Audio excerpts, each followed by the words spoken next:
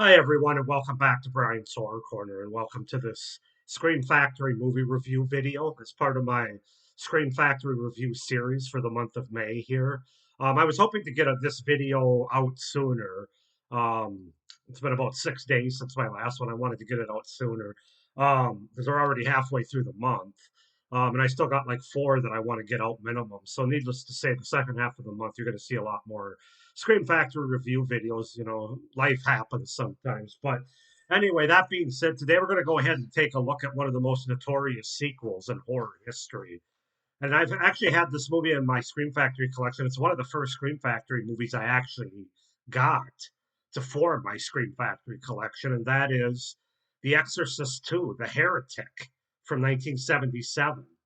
You can see it's actually a pretty nice, I got the slipcover going on there. It's actually a pretty nice Scream Factory release, to be honest with you. It's got a lot of special features, including an interview with Linda Blair. It's got two different cuts of the film. Um, it's got other interviews, video or audio commentary. It has the original home video cut, which I did not watch, and then it has the original cut, which I did watch. The original cut was 117 minutes, and the original home video cut's 102. So yeah, from a Scream Factory release standpoint, this is a great release, and well, we'll get into it. But the next question would be, why would they have such a great Scream Factory release for a movie that's not exactly great, to put it nicely? So let's just go ahead and get into it. So Exorcist II: The Heretic is a 1977 American horror film directed by John Borman and written by William Goodhart. Um, it's a sequel to William Friedkin's 1973 film The Exorcist, based on the 1971 novel by William Peter Blatty, and the second installment in the Exorcist series. The film is set 4 years after the original film and centers on a now 16-year-old Reagan McNeil, who is still recovering from her previous demonic possession. So that's the gist of it. Basically, the film opens with William Lamont, a priest struggling with his faith. He attempts to exorcise a possessed girl in Latin America who claims to heal the sick. However, the exorcism goes wrong and a lit candle sets fire to the girl's dress, killing her. Afterward, Lamont is assigned by the cardinal to investigate the death of Father Lancaster Marin, who had been killed 4 years earlier in the course of exorcising the Assyrian demon Pazuzu from Regan McNeil. The cardinal informs Lamont that Marin is facing posthumous post posthumous. Okay, how do you say that when somebody's passed away? Posthumously, basically posthumous hearsay charges because of his controversial writings, as church authorities are trying to modernize and do not want to acknowledge Satan exists. Regan, although now seemingly normal and staying with her guardian, Sharon Spencer, in New York City, continues to be monitored at a psychiatric institute by Dr. Gene Tuscan. Regan claims that she remembers nothing about her ordeal in Washington, D.C., but Tuscan believes that her memories are repressed. So, yeah, that's the setup and the premise for Exorcist II: The Heretic. As far as the cast goes, we have Linda Blair as Regan McNeil, returning from the original Exorcist, Richard Burton as Father Philip Lamont, Louisa Fletcher as Dr. Gene Tuscan, Max von Sydow as Father Lancaster Marin, returning from the original Exorcist, Kitty Wynn as Sharon Spencer, returning from the original Exorcist, Paul Paul Henreid as the Cardinal, James Earl Jones as Kokomo, Joey Green as young Kokomo, and Ned Beatty as Edwards. Ned Beatty in this movie. So yeah, you see that cast and you think this movie's not going to be that bad.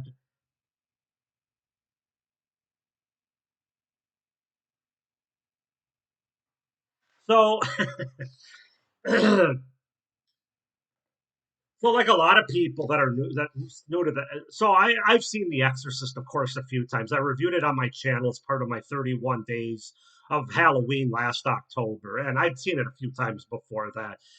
I don't think it's the greatest horror movie ever made, in my opinion, but it is a top 20 horror movie ever made just because of the reaction it got out of people at the time it was made. the fact that it's just so disturbing and it gets under your bones and it's just so well performed, so well written, so well directed that I can definitely appreciate it as one of the great horror movies. It's the only Exorcist movie that I'd seen in this franchise. Exorcist II, The Heretic, I've been hearing for years, basically from everybody that has ever reviewed it, whether it be critics, people online, Joe Schmoes, whatever the case might be, that it's like the worst movie ever made, the worst horror sequel ever made, the worst sequel of all time ever made. And I'm kind of one of those people like, well, I got to see it for myself. I'm not sure I'm just going to take your word for it. But when you start to see everybody say the same thing that it's so bad, and you're hard pressed basically to find anybody say anything positive about it, it does kind of make you wonder, can it really be that bad? And even going into it, I said, well, okay, I'm going to go into it with an open mind. I'm sure this movie's not as bad as everybody's making it out to be. My feeling was, I'm sure, like a lot of sequels, that it didn't live up to the greatness of the original Exorcist movie. And for a lot of people, I know that's their favorite and their best horror movie of all time, in most people's opinion. So I'm thinking, I'm sure it's just a huge drop in quality, just like a lot of horror sequels are from the original, the one that made the franchise famous. And that's probably why a lot of people that are saying it's the worst movie ever are probably people that hold the original Exorcist in high regard. And so anything that doesn't exactly meet those standards, they're going to say is awful, and just because of how close they hold the original to their heart. No, this goes way beyond that. This isn't just a bad movie because of those people that love the original Exorcist movie saying that it's a bad movie. It's not just a bad movie because it has the Exorcist. It's tied to the original Exorcist and it has the word Exorcist in the title. This is a bad movie because it's a bad movie. I mean, there's really nothing else to say about it. So, yeah, all those people and all those video reviews that I watched leading up to me watching it myself and doing this review, I can't disagree with you, unfortunately. And I say unfortunately to anybody that participated in this movie, from the actors to any of the cast and crew, anybody associated with it. Um, yeah, let's just go ahead and get into it, starting with my review, and I'll start with my pros, and this will go really fast. This will go really fast. Um, I have two pros for this movie, and I really had to struggle to come up with the second one. But the first one's legitimate. I will say that the performances are pretty solid in this movie, especially by our three main leads of Linda Blair, Richard Burton, and Louisa Fletcher. I think they all do I think they all do a good job acting, especially given what they have to work with or what they don't have to work with in the case of this movie. Um, the fact that they actually do well in their performances, I think, actually boosts them up even more because of the movie that they're in.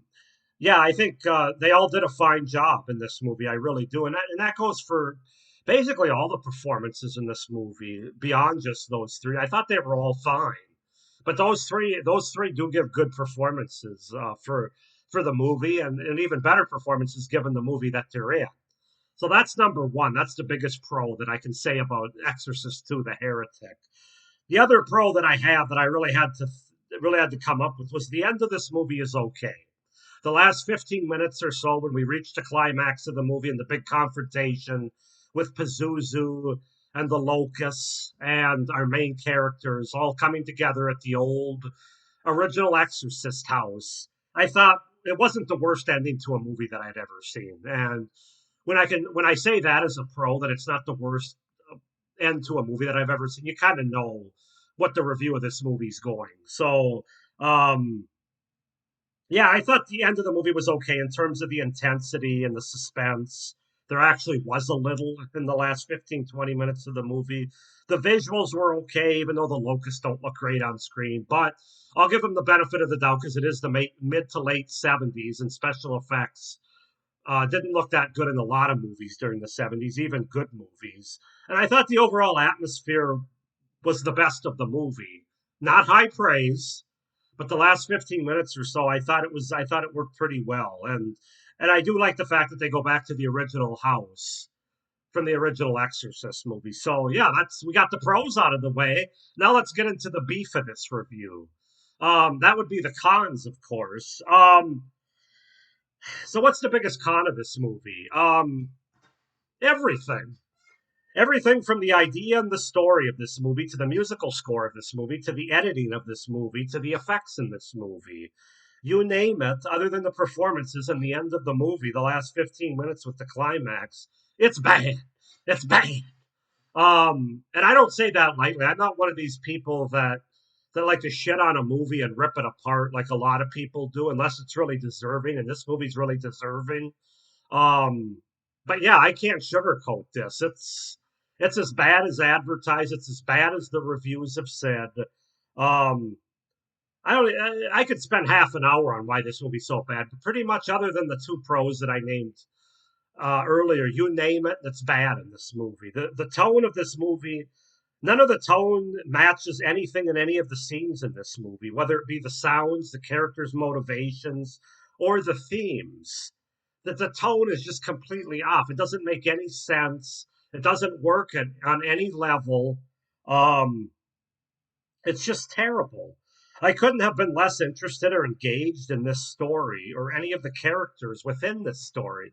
Even the performers that I actually thought did a good job, like Linda Blair and Richard Burton, I didn't care about their characters. I wasn't engaged with their characters. And you would think that would be kind of hard having Regan from the first movie, who I was completely invested in, completely engaged in, and really cared and wanted her to get better and not die, being possessed. In this movie, I really didn't give a damn what happened to her, and that's not to rip Linda Blair. Like I said, her performance was fine, but the character of Regan was not fine, and neither were any of the other characters in this movie. I just didn't care about any of them.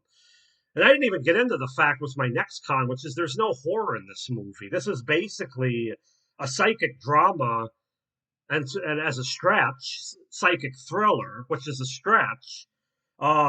At best, it's a psychic thriller. At worst, it's a boring psychic drama. There's no horror or anything scary in this movie. Even the last 15 minutes, they're not scary. They just have a little bit more suspense as part of the confrontation and how we're going to have resolution in this movie. But that doesn't make it scary. Um, it's basically a psychic drama and thriller, like I said before, and that's really all I can say about it. Um, which is so far afield from the original Exorcist movie. That movie, even if it's not my favorite horror movie of all time, or in my opinion, maybe not even the scariest horror movie of all time, to say that it's not a scary horror movie, you're really fooling yourself. It is a very scary horror movie, and to have this be the sequel to it 4 years later, not even 30 years later, 4 years later, to have it be this kind of tone and this kind of boredom. Wow. I mean, was John Borman trying to piss people off? That's the only thing I can think of with this movie. Um, the biggest con I have, and the worst thing about this movie, and a whole plethora of just gigantic bad things about this movie that I've already mentioned, is it actually hurts the original Exorcist by the fact that this movie exists. And it's tied to the original Exorcist movie. It's an unpardonable sin, the fact that this movie actually takes away a little bit from the original Exorcist movie. I mean, you really do have to just watch The Exorcist and forget this sequel. I can't speak to the other sequels or the other movies in the franchise yet because I haven't watched them. This is the only other Exorcist movie in this franchise that I've watched, but unfortunately, it's going to be hard to get it out of my head now when I'm watching the original Exorcist, which is a really good horror movie. It's just that's the most unpardonable sin about this movie. It would have been a really bad movie if it just been called, I don't know, Night of the Exorcist, the Heretic, or something, but was completely unrelated to the original movie. It had um, no connection at all. It wasn't in the same franchise. It would still be a terrible movie, but at least it wouldn't fuck up the original Exorcist movie like this one does. And this movie is so tied to the first movie, from what the characters say to the characters that are in this movie to what's talked about, the past visuals and past scenes, that you can't get it out of your head. You can't ignore the fact that it's tied to the original. That's the worst, most unpardonable sin about this movie. And then my final con is, if you haven't had enough, is the fact that this is one of the hardest movies that I've ever watched in my life, not just horror movies, but movies, period, to get through. It's an absolute slog because of how boring it is, because of how uninteresting the story is, because of how all over the place this movie is. because of how off the tones are, that they really could have cut 40 minutes out of this movie and it still would have seemed too long. And if that doesn't tell you everything you need to know about Exorcist II, The Heretic, then I really don't know what will. So yeah, those are my cons for The Exorcist II, The Heretic. What kind of rating am I going to give this movie? I'll go with a 3 out of 10, just because there were good performances. You did have some decent actors and actresses in the movie. Linda Blair was in the movie. Um, 3 out of 10, and I didn't hate the ending as much as the rest of the movie. That gets it 3 stars, I guess, for me out of 10. Other than that, you should not watch this movie, especially if you really love the original Exorcist, and you haven't watched any of these sequels, but you've heard bad things about them. I'm not going to say anything about Exorcist 3 because I have to watch that yet. I do have it in my DVD collection. Don't watch this movie because it's going to ruin the original Exorcist movie for you. So I do not recommend watching it. I don't know when I'll ever go back and watch this again. No, I'm not going to get rid of this because I really do like the Scream Factory edition for it, all the special features that it comes with. I'm a completionist. I have the other two Exorcist movies and other Exorcist movies that are vaguely tied to it. Um, so I'm going to keep it in my collection. But man, the rewatchability for this movie, I don't know. I don't even know what mood I'd have to be in to go back and watch this.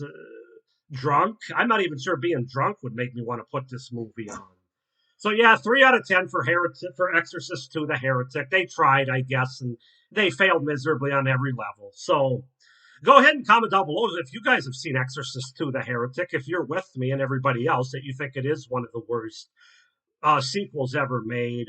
I don't know if I can say it's the worst horror sequel ever made. I'm gonna have to do some more thinking about that, but it certainly put itself in the discussion. There's no question about that. So comment down below though and let me know what you guys think if you've seen this movie and just your thoughts on it. Please like this video and hit the little notification bell down below so you don't miss any of my upcoming reviews for this series. As I said, I'll have at least 2 or 3 reviews coming out this week for my Scream Factory collection. So stay tuned for that. Please subscribe to my channel as well, so you don't only not only miss the rest of this series, but all the great horror content that I have coming out beyond the month of May here. So sorry this wasn't a more cheerful and a better review for a better movie, but thank you for watching. I hope you enjoyed me ranting and my cons a little bit about this movie and my thoughts about it. I hope everybody's doing well and stay scared. Bye.